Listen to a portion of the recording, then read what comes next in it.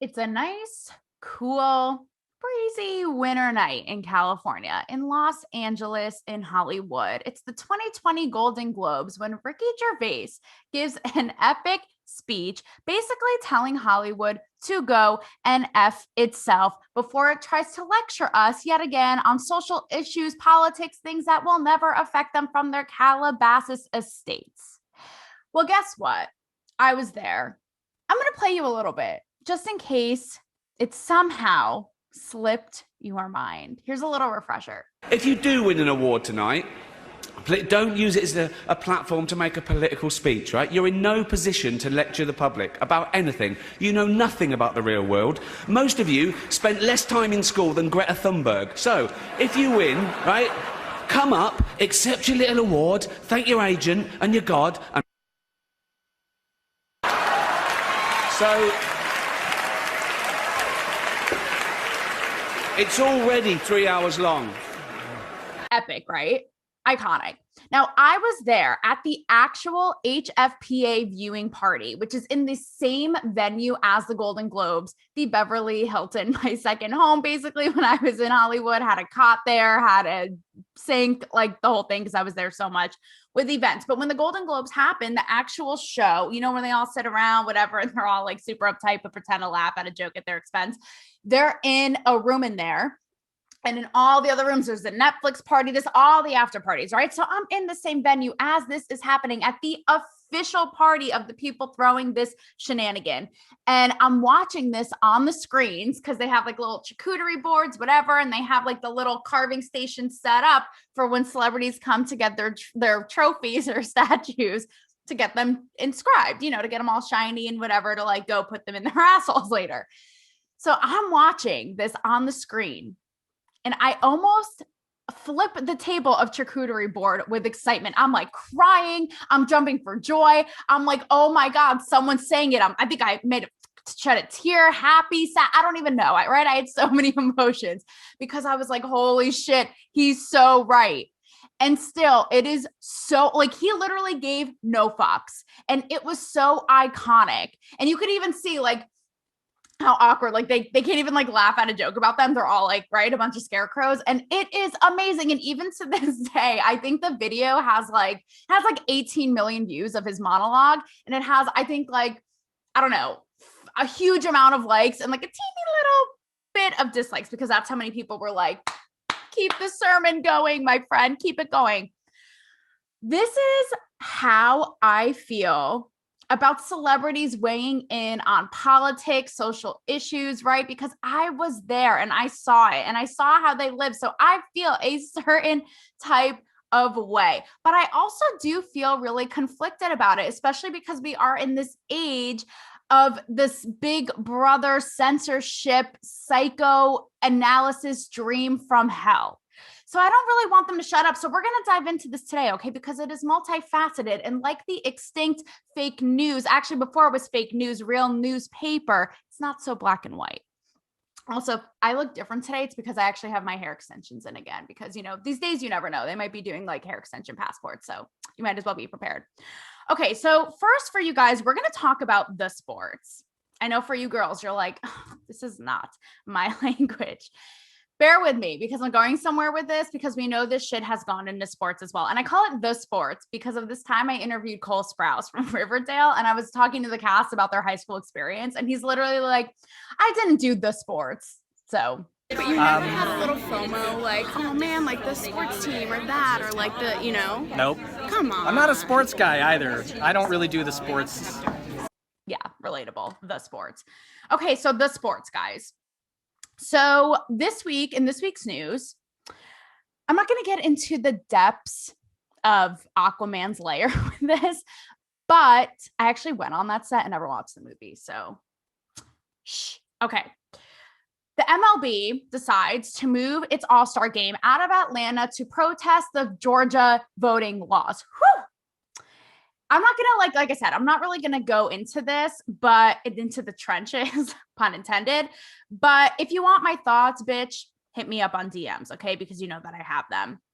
So it's everywhere, right? You can't even watch a fucking sport without something like being on your forehead. And this is controversial. And look, this may not be popular, but hear me out, okay? Because we saw this a lot last year with the NFL, with the NBA, especially pertaining to Black Lives Matter, especially with the NBA, right? Because you had players with like BLM on their, on their jerseys, the courts, right? So here's a piece from Yahoo last fall, and it's called NFL's Social Justice Messaging Sparks Anger in Every Direction. And I get why. I get why it did, right? Because you have one side being like, dude, can't we just watch the sport?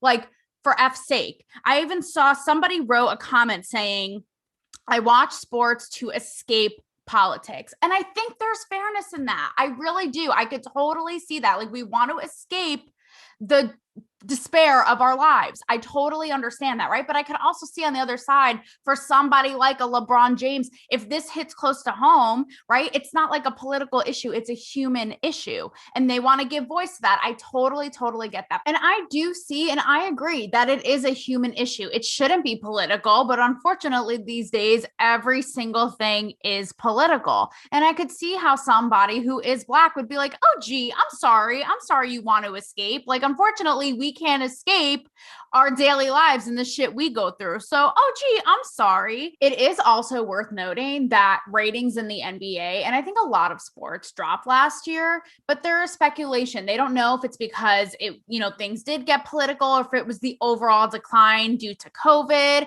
They're not really sure, but it's something that people have talked about. But here's my thing when it comes to this. I do see, like I said, the need to want to escape. I'm not watching Gilmore Girls at night to be talking about whatever it is going on that day in Sleepy Joe's dreamy state.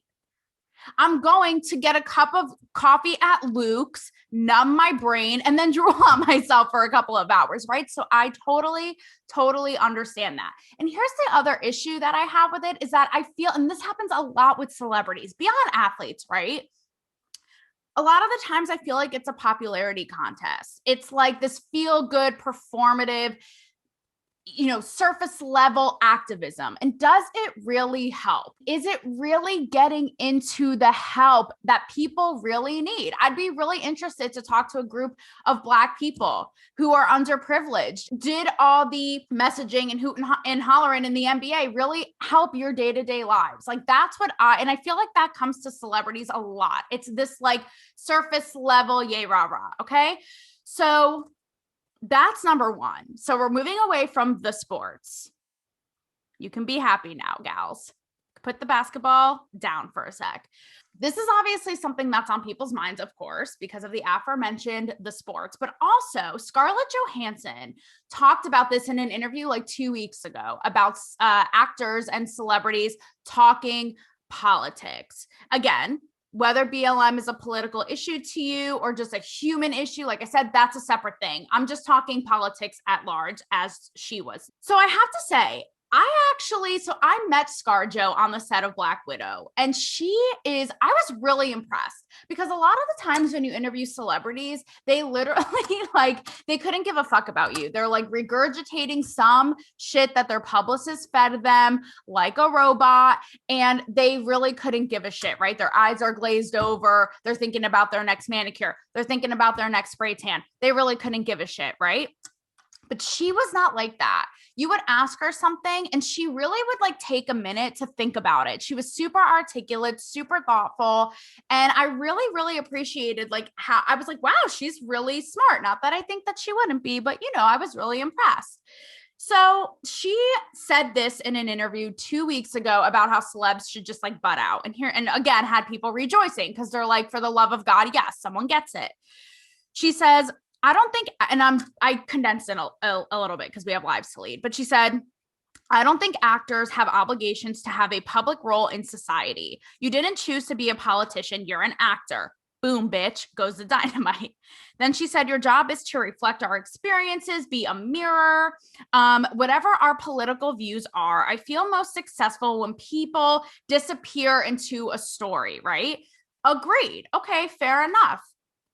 But then though, this is where it's funny. She goes on to talk about the election and she says when Biden won, it, quote, felt like the end of a war, quote. And there I do find the irony because we've never been more divided. So clearly it's not the end of the war. I feel like it's almost just like the start of this like cultural civil war. Like we literally, people have their pitchforks out. They are not happy. They're ready to throw shit down, right? So that's where it's like, okay, our celebrity's a little bit out of touch. Like, but I appreciate her sentiment. But I think, again, it's like, you're out of touchness may show right there because like everyone hates each other. Okay. And this gets into why I feel a little bitter about before I like have their back and give them the benefit of the doubt. And the part that really does make me unhappy when I see them getting shut down is why I, especially being in Hollywood, am like, bitch, save it, Sally. Okay. Like, no. I saw it firsthand. And I mean, I think you guys saw it too. Even like, okay, so speaking of the election and the inauguration, so many people were like, are these people fucking for real right now? Like even people on the left I knew were saying this. People were like, oh, okay, like we're suffering and have lost everything and people are in poverty and perishing and losing everything that they have. But sure, Katy Perry and J-Lo, put on $1 million fireworks display in your Versace outfit while you sing at the top of your lungs. Like it's just so out of touch, right? So that is like a perfect example of people I know on both sides who were like, wow, this shit is special. This is like the best optical illusion I've seen all year. Now, I saw this firsthand all the time, and this is why I have such a knee-jerk reaction. Like that Lady Gaga Twitter thing with like when she was like in the camo with the beer, like, yeah, man, vote. I was just like, dude, oh my God, stop it, Stephanie from New York, stop. So I would go to, like I said, Bev Hilton. And by the way, here's a little insider thing about the Beverly Hilton where all these extravagant events happen. Also, I think, yes, that is the hotel where Whitney Houston died, which I found out like towards the end of my time there. So that was like an awakening for my soul. But they're known for having like the driest, scariest, nastiest chicken. I wonder if they served it to celebs because like one time at the end of my time there, I was at an event such as one of these that I'm going to talk about. And like, literally I went into my throat and took out a chicken bone. I swear to God, I have witnesses and I could put you in touch should you have any more questions about that. Okay. So there are so many things that I covered that would be like galas for this and auctions for this. You name the cause, like ad libs. Fill in the cause and you name it, you got it, I was there. It could be poverty, this, LGBT, whatever it is, okay? But there's one that stuck out to me, and that was an event for then I think it's a nonprofit, and it's called Wild Aid, and it was called Live Aid. I have my little notes. It was called Live Aid. Like Josh Duhamel was there, and by the way, I interviewed him on the carpet, and he like wanted nothing to do with me because I was trying to bond with him. Still sidebar. I was trying to bond with him because I did hot yoga with him like literally the night before. And I was like trying to shoot the shit with him as I do, being like, that hot yoga was hard as shit, right? So loosened him up. Then I try to ask him about his kid because I'm there for a tabloid. And he literally was like the funniest thing. He's like, because the whole event was for animals and preservation of animal wildlife and their freedoms. And he's like, he gives me literally the most obscure answer to avoid talking about his and Fergie's kid. He's like, I talked to him about elephants. I talked to him about frogs, about hippos. And so most creative answer, Josh Duhamel, it goes to you. So this is like an example, right? I'd be sitting there in this fancy gala with everybody in like their gowns and their champagne and their overpriced jewels, talking about causes such as this. Like in this example one, it's like illegal trade of animals and they want to lower like the consumerism, all this stuff. And I would leave the event and I would call my best friend. You can ask him. And I'd be like, oh my God, or tell him, I'd be like, this is just like, it's such bullshit. Like, how hard is it to be in a fancy dress and like cheer on in a cause. Like, why don't you go and actually get your hands dirty? So it just gave me such a bad taste in my mouth because it's, again, it just felt so out of touch. And that doesn't go for everyone. Like, I covered Sean Penn's core event. He's been doing core for over 10 years. I've told the story on the show before, so I'm not going to relive it, but it's when Leo was there and I left early and ran into Patricia Arquette and Sean at his own event smoking a cigarette, and he caught me leaving early. Yeah. So that was the one. And he's super passionate about it, right? So this doesn't go for all of them all the time. But I do have that really like, dude, I've seen how you live. I've seen your limos. I've seen like the person who waxes your butthole. Like, I'm sorry, you know, things that impact us are just not gonna impact you. Like, you're so extremely privileged. Stop. And because I have met so many of them, and in Hollywood, like, had friends who were trying to be actors, singers, I get it. Like, they're people like us. Even though they seem super robotic, they do have a little heart and brain in there, okay? So they're going to have their feelings on stuff. They're going to have their opinions. So I don't think it's fair to be like, well, shut the fuck up. Like, we don't want to hear it from you, because naturally they're going to have opinions on things, despite it being one big pageant queen popularity contest. You know what I'm saying about that? But I do feel like there is a part of me that's like, they can't win, okay? So let's talk about your man, Justin Bieber. Justin Bieber. Okay. So he came out with an album last month called Justice, and it got a lot of flack because the album opens with a quote, a soundbite from Martin Luther King Jr. And then there's an interlude called MLK, and it's another one of his bites. And I listened to it. Now, despite the fact that MLK's daughter, Bernice, tweeted approving it, being like, thank you for bringing awareness to this, right? Because what he says was, he says, like, in an interview, he was willing to take shit. He knew he would get shit for this, but he says, like, I want to learn. And growing up in Canada, we didn't learn about the history, the US's really long, brutal history with slavery and Black people. So with that said, he obviously got a lot of flack and was called like a white savior, right? And on top of it, he came out on this Easter Sunday, he came out with an EP called Freedom. Like, he is riding this train. So he's like really going for it. But here's my thing, okay? This is where I'm like, can they not win? Because it's like, okay, he's trying to do a nice thing, but here's also like, and he could never in a million years speak for an experience of a Black man. So he's not going to be out here being like, well, listen, guys, how could he ever? He can't. So like, I see like where he's trying, like dipping his toes in that pool. But the albums, both of them are like, essentially he has these quotes from MLK, but then they're about like the love of his life, Hailey Bieber, and like being in love and like being misunderstood. So that's where I see it being a little like off-putting, because it's like, dude, my friend, US slavery is not the same as your love life. Like that, you know what I mean? Even Cher, I don't know if you guys saw this, but Cher tweeted a couple of days ago, when the Derek Chauvin case was going on, she had tweeted something like, it makes me so sad what happened with George Floyd. I wish that I could have been here. Like, I could have done something to help. And she as well got a huge ton of flack for being like the white savior, right? So this is where it's like, it gets tricky, because it's like, I get that they're in the right place, like their heart may be in the right place, but like, do we not want them to talk about anything ever? Because that also is where I know I would get frustrated, right?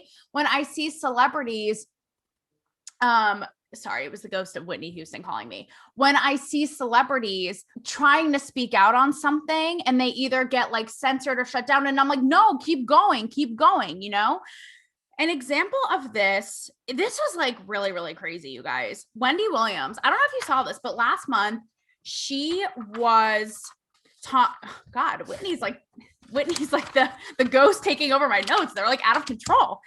So last month she had an interview with Dr. Oz, in which she says, like, point blank, she's like, I'm not getting the COVID vaccine. I don't trust it. I'm not getting it. And he's trying to convince her to get it, right? I find this kind of strange. No one picked it up. And part of me is like, is that because it goes against mainstream media's narrative that like, you have to get this, right? That's like my initial reaction. but no one picked it up. And this in my mind is like an example of the censorship I talk about, because I talk about people getting censored, and I think that there's a disconnect, because a lot of the time people will be like, well, what do you mean, Taylor? We're talking about it right now. We're talking about this right now. What do you mean? They're talking in front of a microphone. And that's not the same as censorship. So yeah, you can go on and say anything you want, but if it's suppressed, if it's shadow banned, if it's not picked up, if it's not spread out to the masses, that is like a form of censorship as well, right? Testing, Jack Dorsey. Are you still in there in your creepy cave? Okay, so here is one piece though that did pick up the Wendy Williams thing. And this is like goes into the idea that part of me also feels like we only want to hear from celebrities and we cheer them on when they say what we agree with or what we want. So there was one piece I found on the Wendy Williams thing from Madame Noir, and it says, well, it makes one point that she reflects how many Black women, this is what the piece says, how many Black women honestly feel about the possibility of getting the vaccine themselves. Because on the YouTube video, there are tons, like thousands of comments, and all of them were like agreeing with her and being like, thanks for standing up for this. But the piece says it probably would have been best if Williams just kept her opinion private. So it's like, right, because it's something you guys don't agree with, right? Here's an interesting comment as well, which ties into this on the video, which ties into this idea. And it says, Dr. Wizard of Oz tried to guilt Wendy by saying her decision is influential, but if she says she's getting the vaccine, that's also influential. So the influence, quote, argument is meaningless because she's influential no matter what decision she makes. You make your own decision whether you want the injection or not. So basically what he's saying is, when it's something people don't like or agree with, they'll be like, tisk, Wendy, you have a lot of influence, like in a bad way. You know what I mean? Don't do it this way. But if it's something they like agree with, it's like, yeah, use your influence, you know, that whole idea. And you guys know I've talked about it before, but Letitia Wright, same thing. Genuinely questioning the vaccine. You guys know how I feel about it. I did an episode, a brief episode about it last week, and was like literally tethered out of the stratosphere on cue, not allowed to talk about it. And this is what I mean with the censorship. It's like, yes, technically we can, but look at what happens. And I also want to give a brief little like sidebar, because I had talked about the vaccine in my app last week, in my brief app. And I saw, and I wish I had seen this before I did that, but this is like a little sidebar off the Wendy thing, off the mainstream narrative, is I posted it to my IG story. But for those of you guys who didn't see, there is a man who's a medical professor at Harvard. He's actually on the board of advisors for the CDC. He's an epidemiologist, and he had tweeted something to the effect of, you know, not everyone has to get the vaccine. If you're young, if you've already had it, you're pretty much okay, right? You don't need to necessarily run to get it. Well, those tweets were censored. And that is what I mean about us not being able to talk about it. Like, and I said this too, like celebrities being silenced and shut up for saying their opinion or asking questions, that's one thing. But certified doctors, and he even tweeted about, you know, getting censored. So what Twitter did was censor his tweet so that you couldn't reply or retweet it, nothing. And he even had tweeted things after the fact, being like talking about how outrageous that was, being like, do you know who I am, bitch? But that's what I mean. And this brings me into my larger point about all of this, right? The C word, not Carano, but Gina Carano is another one who this happened to. Is the censorship going on, you know? I do feel like it's unfair. You know, I was super vocal when Gina Carano was punished for essentially doing the same thing that her male co-star of The Mandalorian, Pedro Pascal, did, but he is still employed and she got fired because he's in line with the popularity contest of the left woke Hollywood media, right? It gets under my skin when they are censored as well.